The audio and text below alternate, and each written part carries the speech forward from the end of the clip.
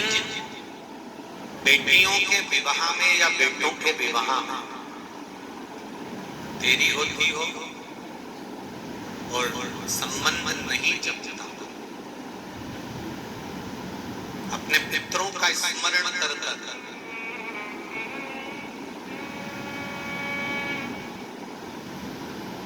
सोमवार शिवलिंग पे जल चढ़ाने से पहले पीठिका पर 7 बार जल घुमाने के बाद शिवलिंग पर अगर चढ़ाया जाए तो उस बेटा बेटी का संबंध 3-4 महीने में बाबा की कृपा से जम ही जाता है। पीठिका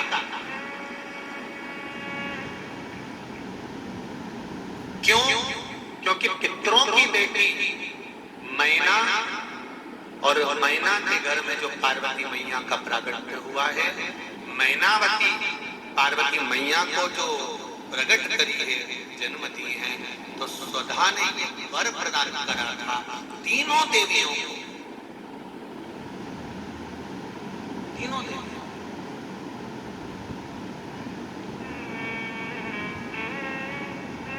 एक बात अच्छे से समझ लीजिए, सनकादिक ऋषि ने तो श्राप दिया, श्राप देने के बाद वर दिया कि तुम्हारे यहाँ 3 बेटियां जन्म लेगी, मृत्यु लोक में तुम्हें जाना होगा।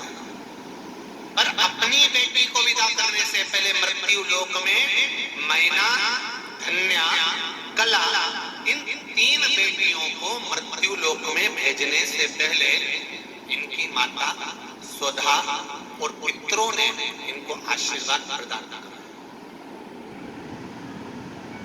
महाराज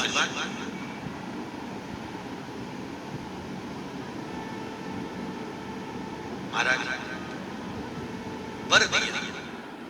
पार्वती जी की माता मैनावती की माता सुधा देवी ने वर दिया, ए मैना,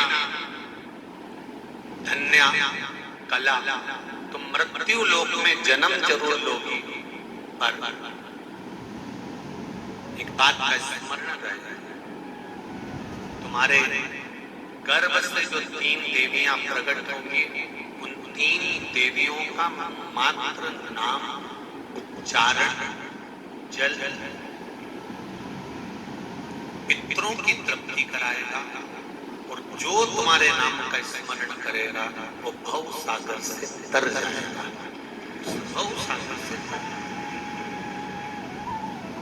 अब देखिए, स्वधा की लड़कियां मैना, धन्या, कला, मैना के घर में पार्वती मैया प्रकटी और पार्वती मैया ने खूब तप साधना करी।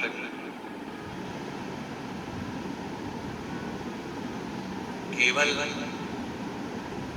पार्वती जी का ही स्मरण नहीं है, यहाँ पर गंगा जी का भी स्मरण।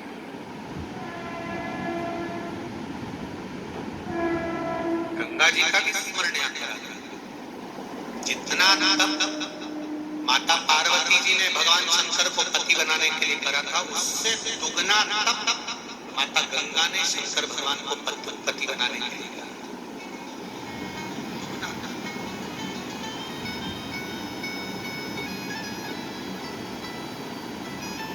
और आखिरी में हुआ क्या? शंकर भगवान की जो पत्नी बनी, अर्धांगिनी बनी, वो पार्वती जी बनी। गंगा तो रो पड़ी, गंगा के नैनों से तो जल बहने लगा, रो रही है, आंसू ढाल ढाल कर रो रही है। तो शिव जी ने पूछ लिया, गंगा तू क्यों रो रही है, तेरे रोने का कारण क्या है? गंगा जी कहती है, आपने पार्वती को अर्धांगिनी बना दिया, मुझे नहीं बनाया। शिव जी कहते हैं, गंगा तो रोना क्यों? गंगा कहती है, मैंने पार्वती से ज्यादा तप करा, जितना तप माता पार्वती ने करा उससे दुगना तप मैंने करा, जितनी आराधना पार्वती ने करी उससे दुगनी आराधना मैंने करी, जितनी साधना पार्वती ने करी उससे दुगनी साधना मैंने करी। फिर मुझे धर्मपत्नी क्यों नहीं बना? परसों की कथा में कहा था, भगवान ने तुम्हारे लिए कुछ अच्छा चुन कर रखा होगा, इसलिए रोना मत। अगर कुछ हाथ से चला भी गया तो कुछ अच्छा मिलने वाला होगा, इसलिए भगवान ने वो नहीं, भगवान ने नहीं।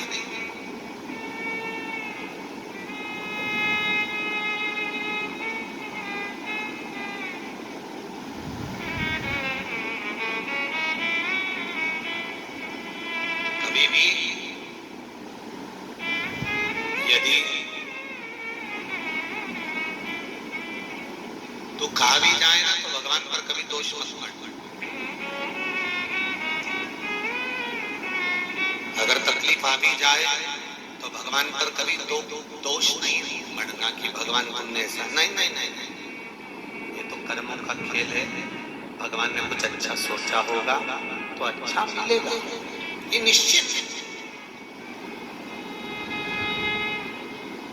शिव जी ने कहा गंगा तुम क्या चाहती? गंगा कहती है अब आप तो पार्वती के पति हो गए, अब मैं चाहूं भी तो क्या चाहूं? आप पार्वती के पति हो गए, मेरे को चाहना क्या? फिर भी गंगा क्या चाहती?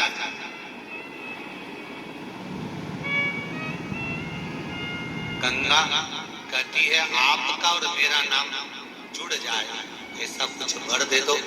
शिव जी ने कहा गंगा मैं तुझे वर देता हूं, जो भी गंगा की डुबकी लगाएगा वो तेरा और मेरा नाम साथ में लेगा, हर हर गंगे बोलेगा और उसको आनंद की अनुभूति। हर हर गंगा ने दूसरा वर मांगा, अगर किसी व्यक्ति की अस्थियां मेरे जल में आकर डाली जाए, जितने दिन तक गंगा के जल में किसी व्यक्ति की अस्थियां पड़ी रहेगी उतने दिन तक उसको वैकुंठ का सिंहासन पर बिठाया जाए। ये वर दीजिए, ये वर दो। इसीलिए कहते हैं ये भारत की भूमि है। अमेरिका में कोई मरता है तो उसको डेथ कहते हैं, ये मर गया, डेड बॉडी, डेड एक्सपायर हो गए। पर भारत में अगर कहीं का बेवड़ा भी मरता है ना तो उसके नाम के आगे भी लिखा रहता स्वर्गवासी। अब बताओ इतना बड़ा बेवड़ा था,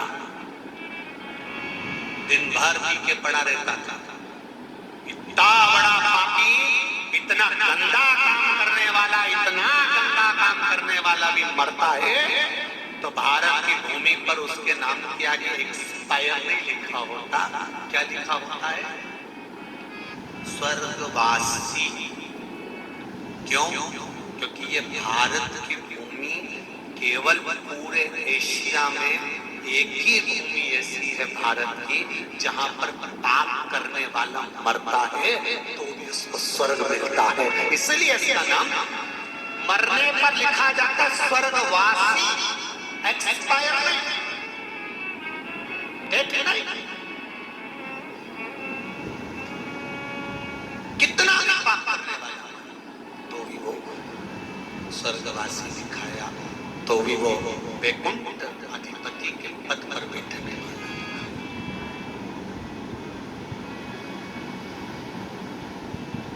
इसीलिए कहते हैं चंदन है इस देश की माटी, तपोभूमि हर ग्राम है, हर बाला देवी की प्रतिमा बच्चा बच्चा।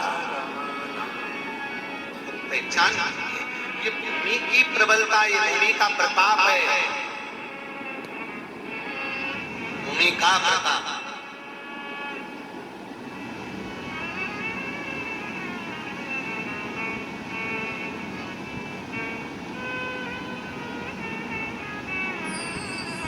भगवान से प्रार्थना करा करो, कभी कभी शिव जी से कहते रहा करो अगला जन्म देना तो भारत की भूमि पर देना, और भारत की भूमि पर जन्म देना तो किसी सनातनी के घर में पैदा करना, सनातनी के घर में पैदा करना तो उसके घर में पैदा करना जिसके घर में एक लोटा जल शिव जी को चढ़ाया जाता हो, वहां पैदा।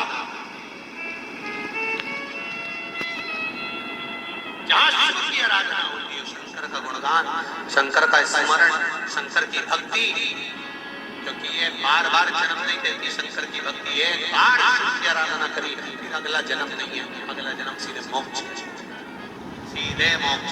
मुक्ति और मोक्ष में अंतर है। मुक्ति का मतलब होता है एक योनि से छूटे दूसरे में पहुंच गए, दूसरे योनि से छूटे तीसरे में पहुंच गति से छूटे, चौथे में पहुंचकर। और मोक्ष का मतलब एक जन्म दिया, भजन कर कर निकल गए, उसके बाद कोई जन्म, कोई जन्म।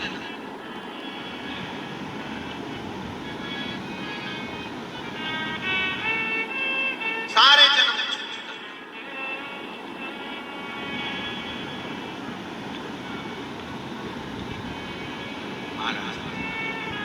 शिव कथा, शंकर का गुणगान कर रहा है। गंगा ने वर मांगा कि जितने दिन तक मेरे जल में अस्थियां पड़ी रहेगी उतने दिन तक वो जीवात्मा वैकुंठ में पड़ी रहेगी। वर दे दिया। फिर गंगा ने कहा मुझे वर दो कि अगर पार्वती के यहाँ संतान हो तो मेरे यहाँ भी संतान हो। गंगा, तेरा और मेरा विवाह नहीं हुआ है तो तेरे यहाँ संतान कैसे होगी? गंगा जी कहती हैं आप शिव हो, जो दुनिया का कोई नहीं कर सकता वो मेरा कंकर और शंकर महादेव कर सकता है, आप कर सकते जो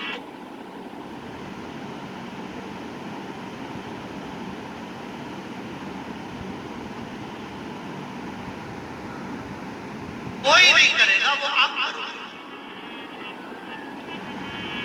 एक पत्र आया है,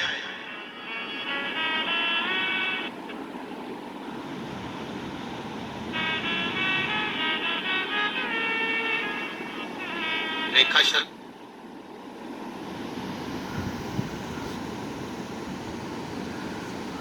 ग्राम चांदपुर, जिला मेरा छोटा बेटा मेथ बायो से 12th 90% से अंक से पास होने के बाद बीए के साथ साथ यूपीएससी सिविल सेवा आईएएस परीक्षा की तैयारी पर था। सब कुछ बहुत अच्छा चल रहा था। गुरुदेव अचानक ऐसी विपदा आ गई कि मेरे जिसका मैं वर्णन नहीं कर सकता। एक लड़की ने मेरे बेटे पर गलत इल्जाम लगाया, झूठा प्रकरण दर्ज करा दिया, जिसके दौरान मेरे बेटे को जेल हो गई। बेटे के जेल जाने के बाद ऐसा लग रहा था जैसे सब कुछ समाप्त हो गया। बहुत प्रयास किए पर स्त्री के पक्ष में निर्णय रहते हैं, इसलिए छोड़ा नहीं गया। कुछ भी काम नहीं आया गुरुजी, ना कोई सत्ता, ना कोई धन, ना कोई वैभव। धीरे धीरे समय निकलता रहा। 2 महीने हो गए थे, तीसरा महीना भी निकलना चालू हो गया गुरुदेव, और उसको बेल नहीं मिली, उसको जेल के अंदर ही रखा। क्या करे? मेरी बड़ी बेटी ने टीवी पर आस्था चैनल पर कथा श्रवण करी और कहा कि मां कथा श्रवण करो, बाबा कुछ अच्छा करेगा। और मैंने कथा सुनना प्रारंभ किया। गुरुजी आपने जैसा बताया उसके अनुसार पशुपतिनाथ का व्रत प्रारंभ किया। व्रत करने के बाद 27 मई 2022 को कथा के अनुसार कुबेरेश्वर धाम सीहोर गई। वहां बाबा के दर्शन किए, कंकर शंकर की पूजन कर कंकर शंकर की पूजन कर रुद्राक्ष वितरण बंद था। तब मैं कंकर लेकर आ गई और कंकर लाकर मैंने घर में पूजन करना प्रारंभ करा, जिसके फलस्वरूप 80 दिन 3 महीने से 10 दिन पहले तक कोई भी बेल नहीं होना थी। पर बाबा की कृपा ऐसी हुई कि जब मैं कुबेरेश्वर धाम से आई और आने के तीसरे दिन ही मेरे बेटे को छोड़ दिया गया और सारा केस समाप्त हो गया। गुरुदेव ये शिव है और घड़ी शंकर त्रिकालदर्शी कैलाश अविनाशी शिव। आप हृदय से कहेंगे, हम कई बार कहते हैं कुबेरेश्वर धाम की धरा, कभी सीहोर का कुबेरेश्वर धाम कभी आए तो वहां कंकर शंकर है, वहां तो कंकर की पूजन होती है। कंकर का पूजन कर लिया, शंकर का पूजन कर लिया और दिल से कह दिया, वो दिल से सुन।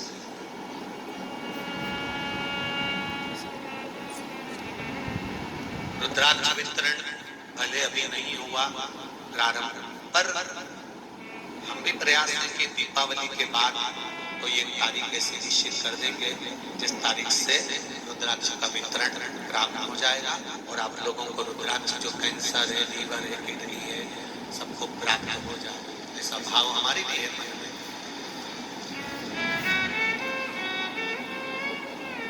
चित्त वृत्ति से मन से शिव की आराधना। गंगा जी ने कहा मेरे आप संतान प्राप्त हो, ऐसी कृपा करिए। शिव जी ने वर दिया, गंगा मेरी 11 संतान तेरे जल से प्रकट कर।